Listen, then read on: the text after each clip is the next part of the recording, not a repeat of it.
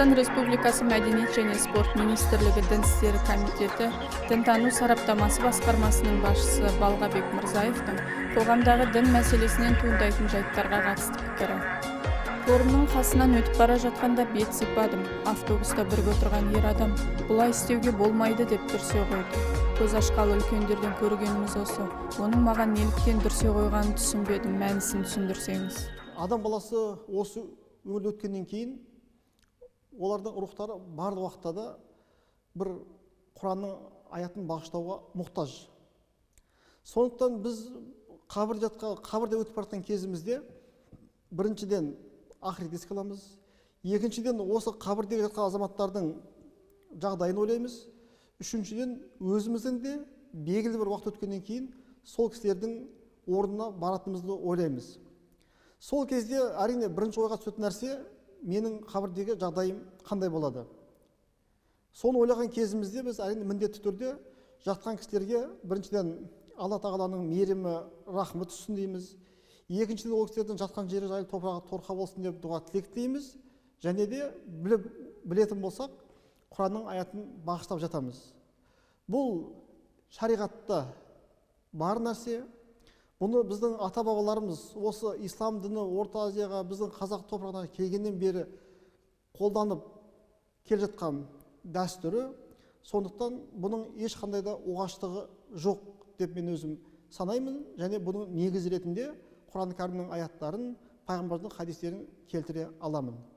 Пайғамбарымыз бір күні сахабалармен бірге отырған кезінде бір сұрақ сұрайды.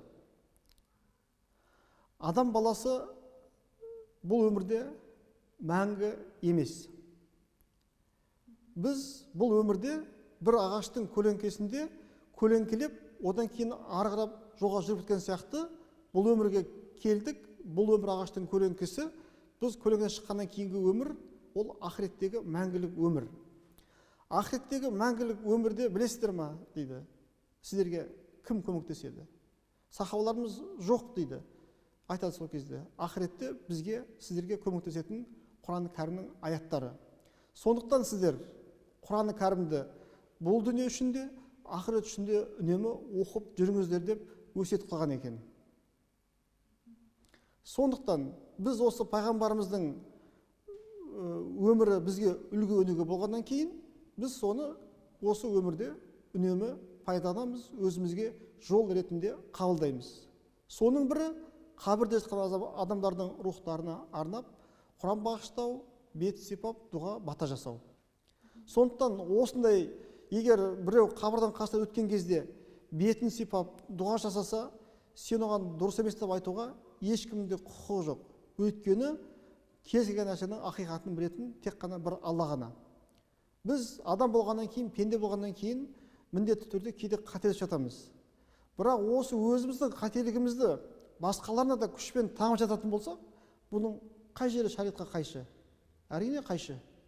Сондықтан мен ойлаймын, біздің азаматтарымыз өздерінің әрбір іс-әрекеттерінде біріншіден өзінің осы айтқан сөзі, істеген амалы Құран кәрім мен Мұхаммед пайғамбардың хадистеріне сай ма, сай емес пе, соны ойланып барып басқаға өзінің ақыл кеңесін беруі керек. Білмеген жағдайда ең дұрысы үндемеген жақсы.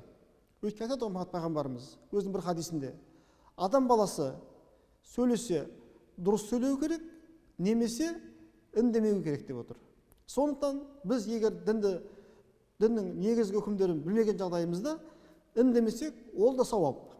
Ал енді біз қарап отырып, жөнсіз біреуге тиісіп, оның істеген дұрыс ниетін сен дұрыс емес деп тиісу арқылы, біз өзіміздің қарап отырып, оң амалымызды теріс амалға ауыстырып жатырмыз. Сондықтан адам баласы өзін діндар өсетін болса, ол бұл дүниеде ақыретті ойлайтын болса, Алла тағаладан ақыреттен қорқатын болса, онда басқа адамға зиянын тигізбеу керек.